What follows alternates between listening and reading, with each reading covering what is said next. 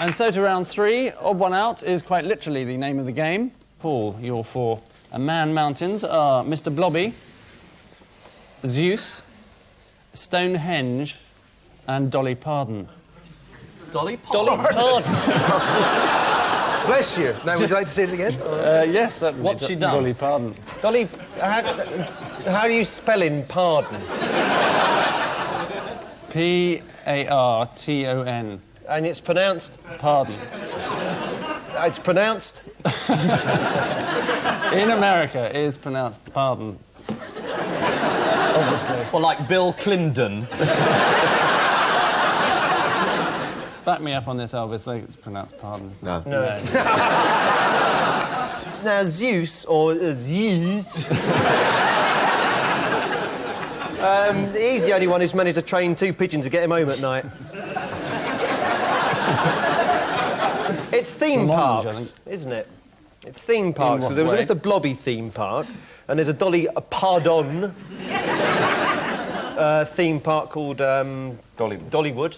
Mm-hmm. And there's one, I think, opening up in Greece, based Myth World, which is like, that's not Chris Eubank saying Miss World, that's Myth. So I would suspect Stonehenge is the only one that I think they're planning to sort of like they're planning a thing where you can go underneath it or something. But at the moment you're not allowed to go near it. But all the other things have theme parks or have had theme parks associated with them.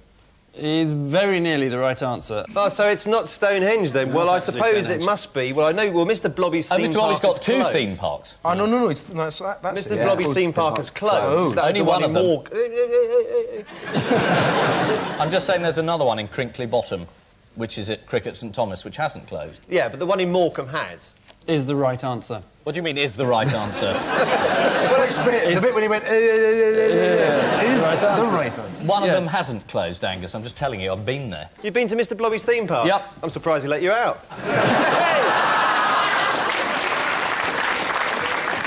So have you been to Dollywood as well? What is Dollywood? Have you been there? No. Didn't you go there when you were recording in Nashville? No. Wasn't it open in those days? No. Is that why? Yes. Yeah. It's a good thing your songs are a bit longer.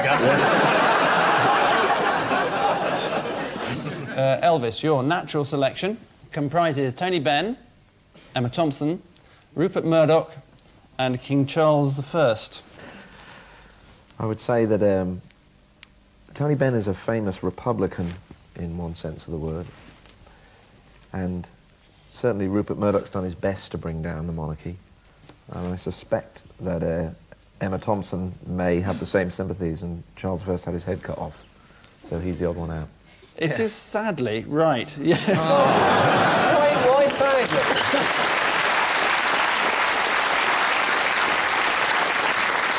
Why sadly right? Why sadly? I was hoping to be able to give Elvis a clue, which was that it could, of course, have included you, couldn't it? Having spoken out for republicanism in the past.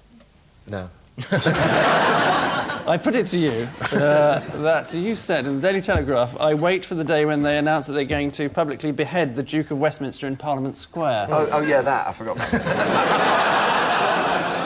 On the day of his execution, Charles I wore 2 vests because if he shivered, people might have thought that he was shaking with fear. That's right. For similar reasons, he also carried a bag of strong-smelling manure. Gordon, your famous 4 are the Queen's favourite picnic spot, Nicholas Villarule's nose, Bruno the dog, and Paul Merton's garden. Those garden gnomes have grown. Did you know the bottom of your garden was a public toilet? Right. It's things found, I think. I think it is. He's found something. He's found a couple of blokes in his garden. In his boiler suit, he's found something, so that counts. No, there was a bomb or something washed up in the Queen's favourite picnic site in Scotland. Wasn't there? On the beach. There was a big bomb or some relic. It's unexploded things, isn't it? That's Oh, get it away! We know you. How could you know? It's your flaming garden. Was this the guy that snored for 20 years and they found a rubber up his nose or something? When I say rubber, I mean eraser. Lest there be any misunderstanding. No, heaven forbid. Or something up his nose, but the odd one out is the dog, because the dog found something. He must be a sniffer dog. Found a couple of hand grenades in my back garden. Yeah, well, I'm sorry, of course you know that. It's your back garden. You put them there. Let's see if the builders dig this up, that'll frighten them. I think that's the sniffer dog, certainly. And I think that bloke had nitro up one nostril and glycerine up the other.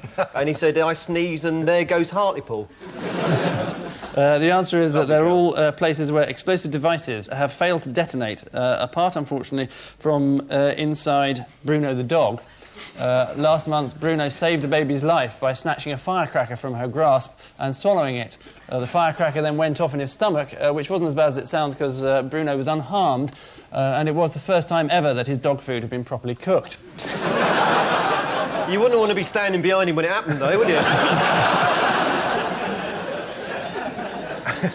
Nicholas Villarreal was working in a car factory when a small airbag detonator accidentally shot up his nostril.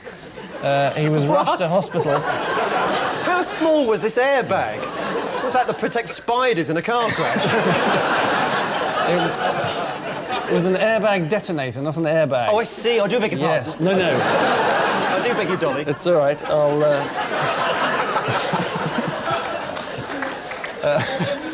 He was rushed to hospital, where, using microsurgery, doctors carefully picked the detonator out of his nose and then wiped it on the underside of the nearest chair. Fortunately, the grenade found in Paul Merton's back garden did not explode, or the world of show business would have lost one of its funniest and best-loved comedians.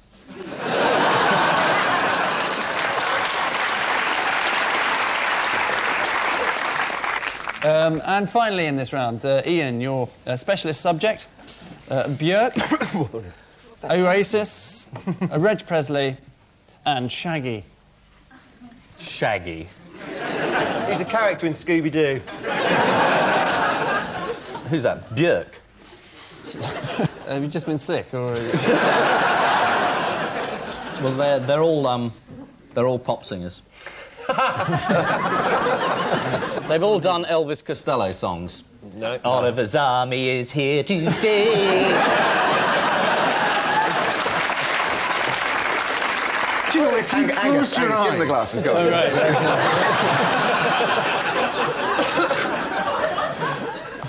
Oliver's army is here to stay.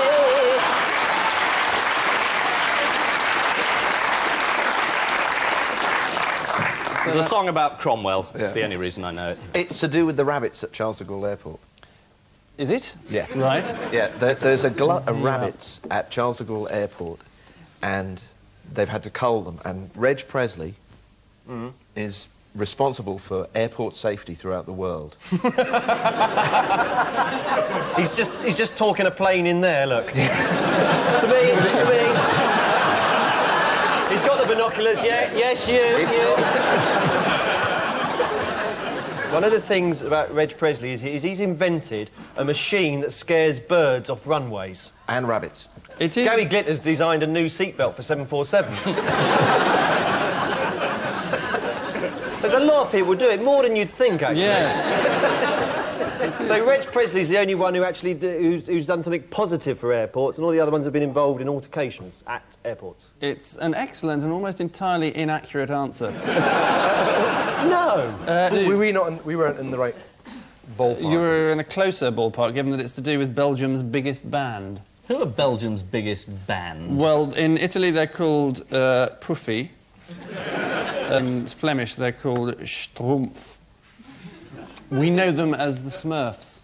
Oh, they tried to cover an Oasis song. And Oasis said they wanted to cover Wonderwall. Yeah, they weren't allowed to. The only one they've been allowed to cover is Reg. I think it's the only one they've not been allowed Which to one? cover. Is what I just said. Just said Oasis. Oasis. Yeah, No, just the the only one. It was Wonderwall. Oh, they're all desperate for points now. Yes, it is. That is the right answer. The answer is that they've all allowed the Smurfs to record cover versions Apart except from Oasis. Oasis. Thank you. According to The Sun, the Belgian cartoonist Peyo got the idea for the little blue singing men at a party when someone asked him to pass the salt. Presumably that's Class A Colombian salt. Which cartoon capers mark the end of our odd round, and the current crisis surrounds Ian and Gordon, who have a sketchy 11, whilst Paul and Elvis have an animated 13.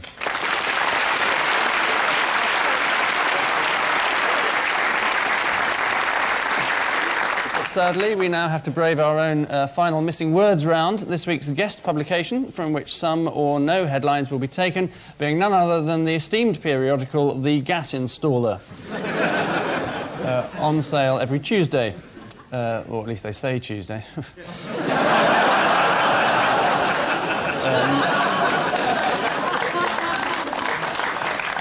So let's away with Clark. I won't play what? Twister. He won't.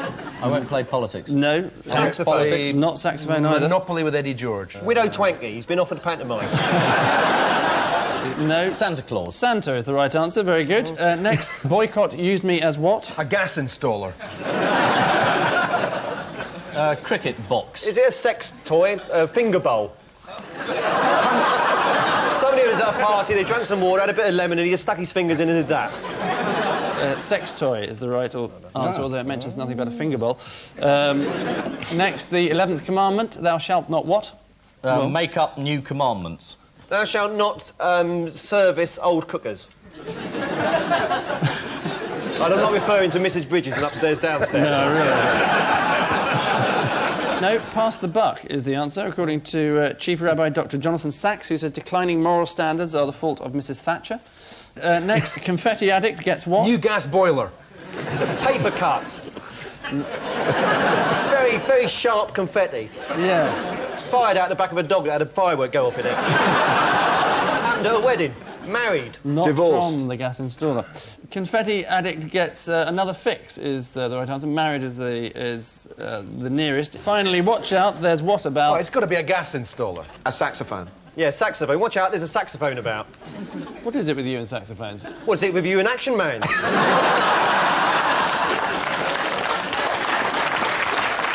Watch out, there's a Watch new out, we've lost already. gas meter about is the right answer. I must get a point for gas installer. Well, given that you're 4 points down, yes, all right. Which tragedy of errors means that all's well that ends, as we now do, and the unwelcome news is that this week's Paul Gascoignes are Ian and Gordon with 14, while this week's Bamba Gascoignes are Paul and Elvis with 17.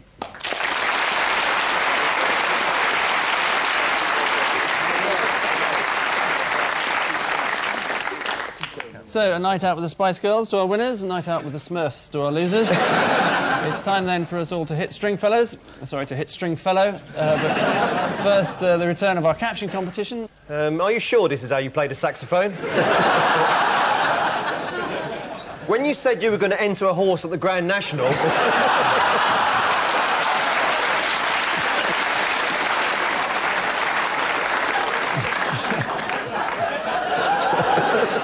On which, conclusive note, we say thank you to our panellists, Ian Hislop and Gordon Kennedy, Paul Merton and Elvis Costello. And I leave you with news that, due to a diary mix-up, the Prime Minister appeared tonight at a highly inappropriate conference.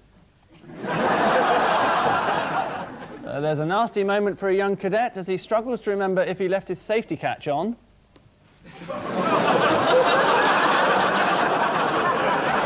And there's a light-hearted moment at a Labour rally as Robin Cook fails to let go of a party balloon. Good night.